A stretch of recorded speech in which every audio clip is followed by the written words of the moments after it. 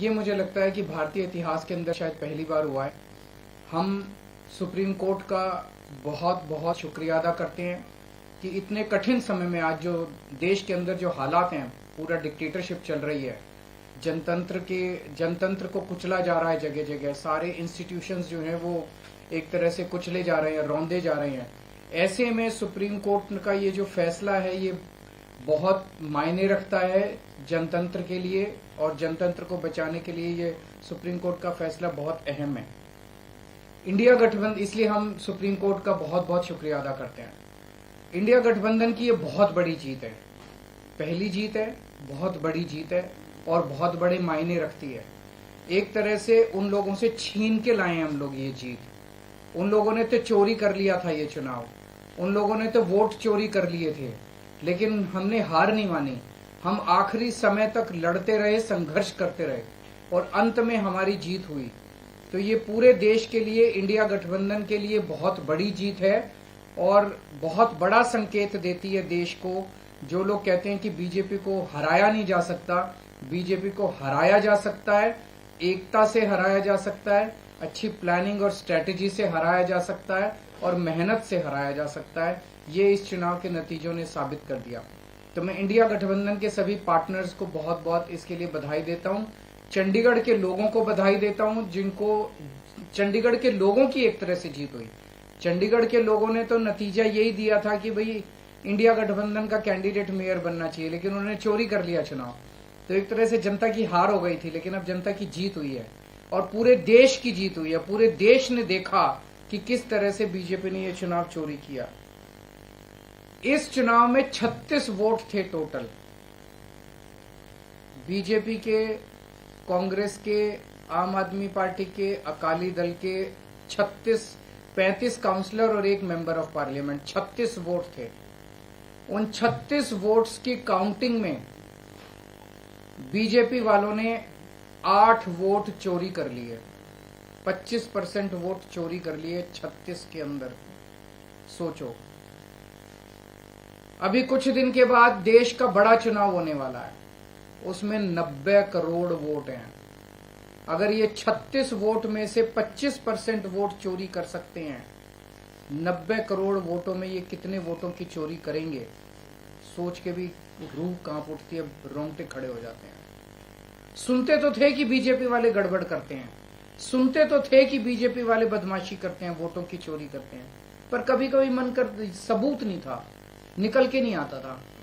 आज कैमरे के सामने सबूत आ गए, रंगे हाथों पकड़े गए हैं बीजेपी वाले। कि ये तो कहते हैं ना, जब पाप का घड़ा भर जाता है तो फिर ऊपर वाला अपनी झाड़ू चलाता है। गीता में भी लिखा है, जब यदा यदा ही धर्मस्य ग्लानिर्भवति भारत। इसमें ऐसा नहीं कि कोई भगवान वो लेते हैं, अवतार लेते हैं। भगवान अपने तरीके से इस तरह से करते हैं। इनकी किस्मत खराब थी कि चंडीगढ़ के चुनाव के वक्त सीसीटीवी कैमरे लगे हुए थे और सीसीटीवी कैमरों के अंदर इनका सारा का सारा रंगे हाथों ये लोग पकड़े गए, सारा इनका कुकर्म पकड़ा गया। इसे साफ जाहिर है कि कितने बड़े स्तर के ऊपर ये वोटों की चोरी करते हैं। अब बड़ा मसला ये है, पूरे देश को सोचना पड़ेगा कि अगर जनतंत्र नहीं बचेगा तो कुछ नहीं बचेगा। आज जितनी कॉन्फिडेंस के साथ ये कह रहे हैं 370 सीट आएंगी, 370 सीट आएंगी, एक तरह से देश के लोगों को चैलेंज कर रहे हैं ये लोग कि तुम्हारे वोट की जरूरत नहीं है हम लोगों को, हमारी तो आ रही है 370 सीट। तुम्हारे वोट की जरूरत नहीं है हम लोगों को, हमारी तो आ रही है 370 सीट। अगर उन्हें इतना कॉन्फिडेंस है 370 सीट का, कहां से आ रहा है ये कॉन्फिडेंस? कुछ तो गड़बड़ कर रखी है इन्होंने। और जिस देश, अगर किसी देश के अंदर चुनाव के पहले पार्टियां साफ साफ कहना चालू कर दे हमें वोट की जरूरत नहीं है, हमें लोगों की जरूरत नहीं है, उस देश के अंदर फिर जनतंत्र बहुत बड़ा खतरे में है। पूरे देश को मिलके, 140 करोड़ लोगों को मिलके जनतंत्र को बचाना पड़ेगा। इससे ये भी साफ है, ये लोग चुनाव जीतते नहीं है, ये लोग चुनाव चोरी करते हैं। आज ये पूरे प्रकरण ने, चंडीगढ़ के पूरे चुनाव ने इन लोगों को बेनकाब करके पूरे देश के अंदर बेनकाब कर दिया। इन लोगों ने दूध का दूध और पानी का पानी हो गया। मैं फिर से एक बार इंडिया गठबंधन को बहुत बहुत बधाई देता हूं और माननीय सुप्रीम कोर्ट को बहुत बहुत शुक्रिया अदा करता हूं। अगर एक दो क्वेश्चंस आपके हैं तो वो भी एक बड़ी चीज है कि इनका पूरा षड्यंत्र क्या था, कि षड्यंत्र था कि हमारे अब पार्षदों को तोड़ेंगे, ये चुनाव, जैसा मैंने कहा कि पहले तो पूरी कोशिश करते हैं ईवीएम में धांधली कर दो, इसमें धांधली कर दो, किसी भी तरह से चुनाव जीत। अगर हार जाएं तो फिर ये काउंसलर्स को तोड़ना चालू कर देते हैं, एमएलए को तोड़ना चालू कर देते हैं, सरकारें गिरानी चालू कर देते हैं, ईडी लगा देते हैं, सीबीआई लगा देते हैं, पैसे की गड्डियां फेंकते हैं उनकी तरफ, सब तरह से तोड़ने की कोशिश करते हैं। ये जनतंत्र थोड़ी है।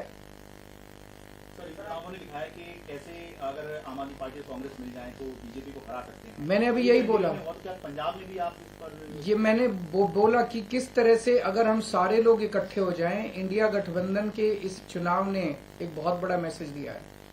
जो लोग कहते हैं कि बीजेपी को हराया नहीं जा सकता, बीजेपी को हराया जा सकता है अगर हम संगठित हो जाएं, एक हो जाएं, स्ट्रैटेजी से काम करें और मेहनत करें, हम बीजेपी को हरा सकते हैं। हमने ये चुनाव में हरा के दिखाया है। पंजाब में सोचेंगे दोबारा से? नहीं, वो स्ट्रैटेजी जीतने की स्ट्रैटेजी है, आप उसमें चिंता मत करो, उसमें जीतेंगे। अभी कई सारे राउंड्स ऑफ डिस्कशन हो चुके हैं और काफी अंतिम स्टेज पे बाकी चीजें पहुंच चुकी है। बहुत जल्दी अनाउंस होगा उनके साथ गठबंधन। बाकी सारी चीजों पे बात हो रही है, बाकी सारे स्टेट्स में बात हो रही है और कई सारे राउंड्स ऑफ डिस्कशन हो गए हैं।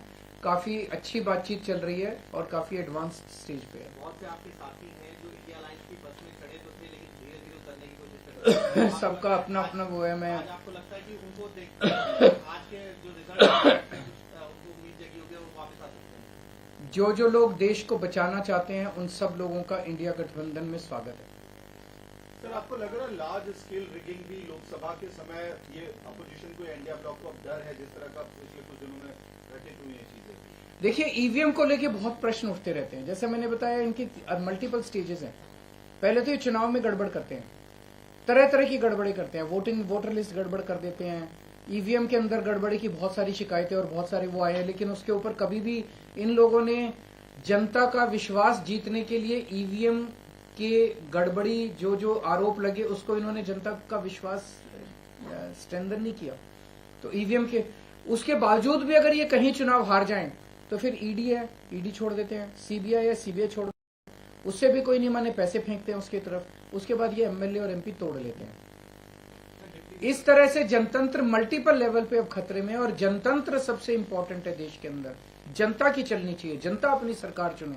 अगर जनता की नहीं चलेगी और एक किसी व्यक्ति को अगर ये अहंकार हो जाएगा कि हमारी तो 370 सीट आ रही है, जनता की तो जरूरत ही नहीं है, 140 करोड़ लोगों की मुझे क्या जरूरत है, मेरी तो 370 सीट आ रही है, तो उसके बाद जनता कहां जाएगी?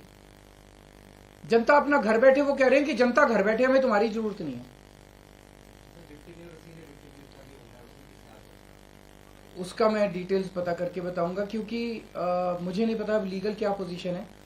मेयर डिप्टी मेयर का चुनाव कराता है, तो चूंकि वो मेयर नहीं रहा, उसने चुनाव कराया था, अब नया मेयर बना है, तो क्या वो भी दोबारा होगा, मेरे को अभी इसके नरेंद्र